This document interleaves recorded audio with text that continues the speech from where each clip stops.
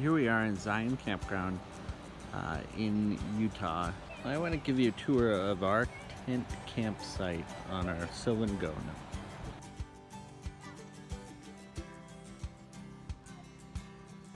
Here we have our Coleman pop-up tent.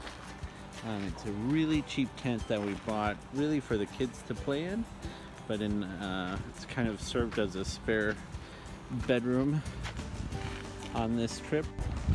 Next to the Go, we set up kind of our kitchen. So we have our Coleman Grill. This I kind of went into detail in an old video that you should definitely watch. It's a great kind of cooking stovetop. We have, a cast iron grill, the grill side, but mainly while camping we use a lot of the solar burner side, which works really well for breakfast and stuff like that. We have a cooler. Next to it is a box for our food to keep the critters out, and the setup has been working really well. So we have this beautiful awning that comes with the Sylvan Go and works really well to block out heat. And what's cool is this really sets up so this is like almost like an extra living room. We love that the Go is so easy to set up. I mean, we can get the whole campsite set up in about 30 minutes, getting everything deployed, everything out. And I'll give you a tour of our Go. Again, this is a rough and dirty look at how we're actually camping.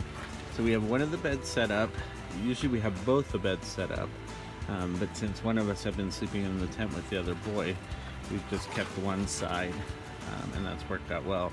For this trip, we've been setting up the two beds on the bottom for the boys, and then I've been sleeping on one side and then my wife on the other, and it's been working out really well. And this is kind of our desert setup. We have our just an igloo fridge. Works really great, works in the car off 12 volt. Plus we have it powered off our Gold Zero, an extension cord for all our stuff. We're bad kids, so we have an espresso.